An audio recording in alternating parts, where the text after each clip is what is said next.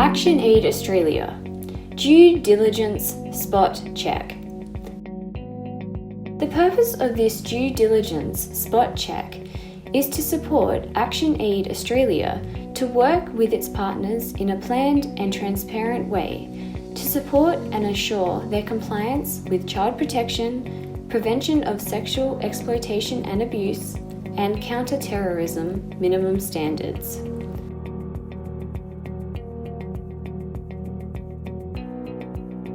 There is a child protection policy in place. It covers all key personnel. This includes staff, board members, volunteers, consultants and contractors, and downstream partners personnel. The Child Protection Policy is approved by the Board and Management Committee.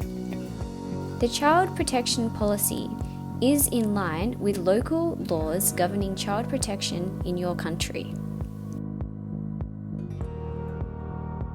The Child Protection Policy is available in the local language. Personnel covered by the Child Protection Policy in your organisation and in partner organisations are made aware of the Child Protection Policy and what is expected of them. Personnel covered by the policy in your organisation and in partner organisations sign a Child Protection Code of Conduct or policy to show that they have read, understood, and agree to abide by the Child Protection Policy. There is a documented initial risk assessment of your organisation and the way its activities connect with and impact children, the potential risks to children, and mitigation strategies. There is a documented plan for ensuring downstream partners are meeting the minimum child protection standards. The Child Protection Policy includes a clear reporting and complaints handling process and sanctions for breaches of the policy and code of conduct. This includes reporting of alleged breaches to local and state child protection agencies in your country. There is documented evidence that personnel can raise concerns about a child's safety or well-being or unacceptable behaviour by personnel, and that sanctions are used when there are child protection policy breaches. The Child Protection Policy and complaints reporting process is publicly communicated and accessible to community members. The communication about the Child Protection Policy complaints process is in the local language and in a child-friendly language. The organisation provides induction and regular and annual refresher training for its own personnel so that they can understand and implement the Child Protection Policy and Code of Conduct. There is evidence that the organisation provides support and training to downstream partners so that they can comply with the Child Protection Policy and Code of Conduct. The Child Protection Policy and Human Resource Policies include the stipulation that people that pose an unacceptable risk to children will not be employed by the organisation. There is evidence that the Child Protection Policy has been regularly reviewed at least every 5 years.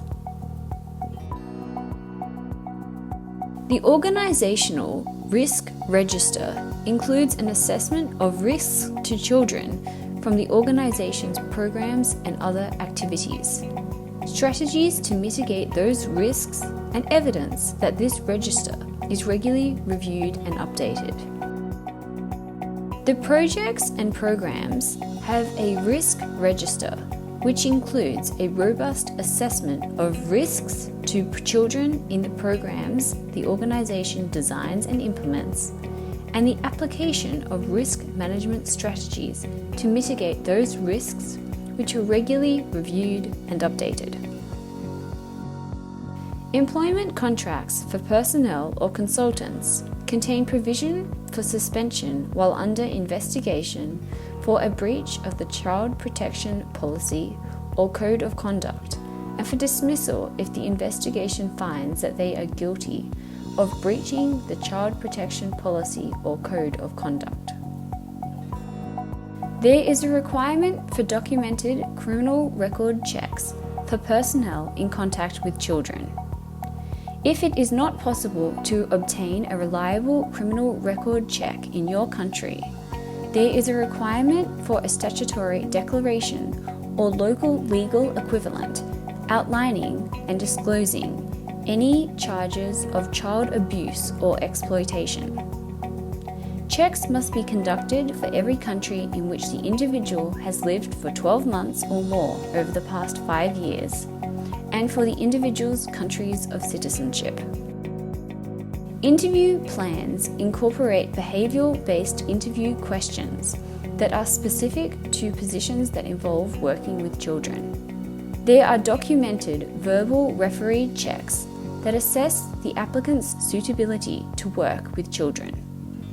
There is documented evidence of your organisation's request to job applicants asking them to disclose whether they have been charged with child exploitation offences and their response. There is a child protection code of conduct or policy that outlines the standards for acceptable and unacceptable behaviour in relation to the treatment of children. The Child Protection Code of Conduct or policy includes guidance on acceptable use of images. There is a requirement that all personnel covered by your child protection policy sign the Child Protection Policy Code of Conduct or policy. A register documenting details of personnel and downstream partners' personnel who have signed the Child Protection Code of Conduct or policy is maintained. Prevention of sexual exploitation and abuse. There is a Preventing Sexual Exploitation, Abuse and Harassment policy or other documented policies and procedures in place and clearly communicated expectations of this policy. There is a signed document outlining appropriate and enforceable standards of conduct compliant with the requirements of this policy. There are reporting and investigation procedures in place. Through a document which outlines appropriate and enforceable standards of conduct, confirm awareness of DFAT's Preventing Sexual Exploitation, Abuse and Harassment reporting requirements for concerns or incidents and policy non-compliance. There is a risk management process that includes the risk of sexual exploitation, abuse and harassment. Must meet the reporting requirements under their agreement aligned to DFAT's Preventing Sexual Exploitation, Abuse and Harassment policy. There is effective Preventing Sexual Exploitation, Abuse and Harassment training in place. Complete Preventing Sexual Exploitation, Abuse and Harassment training is provided and there is evidence of this. Recruitment and screening processes and employment practices address and manage the risk of sexual exploitation, abuse and harassment. Based on a risk assessment, assurances could include providing a recent police check, working with vulnerable people check, or location-specific equivalent that provides assurance reasonable that sexual exploitation, abuse and harassment precautions have been taken. Local requirements must also be followed.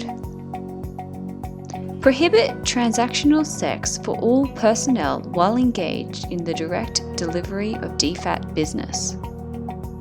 Employment agreements include clauses prohibiting transactional sex while engaged in the delivery of DFAT business. Prohibit fraternization for all non-national personnel while engaged in the direct delivery of the DFAT business.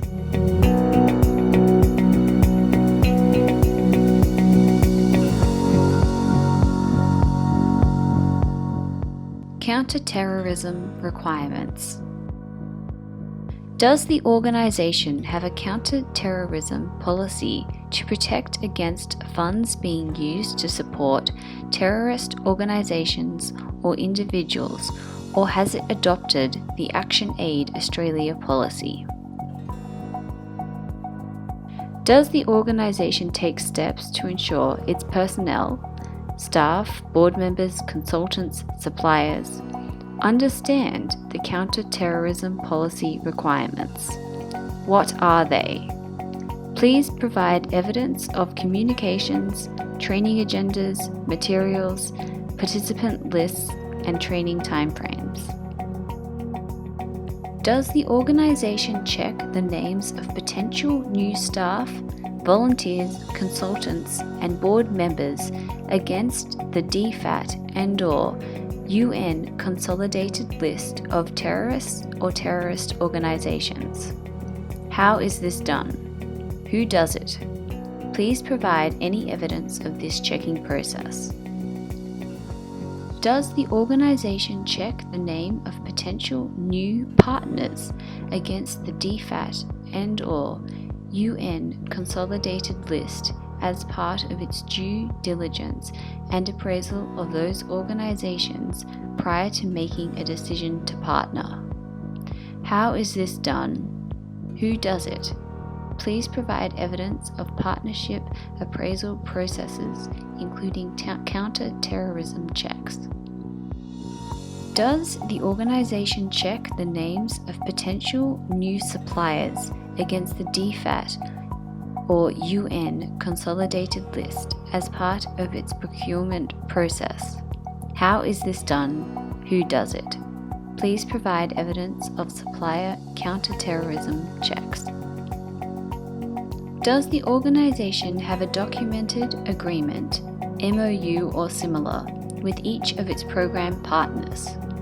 Do these MOUs agreements require partners to comply with the counter-terrorism policy?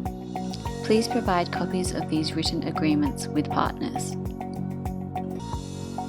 Does the organization take steps to ensure its downstream partners understand and comply with these policy requirements? What are they? Please provide evidence of communications, training agendas, training materials, participant lists, and training timeframes. Has the organization ever had a potential match during the counter-terrorism checking process? If yes, what steps did the organization take to verify if the potential link was a real link rather than a similar name? What did the organization do as a result? Please provide any documented evidence.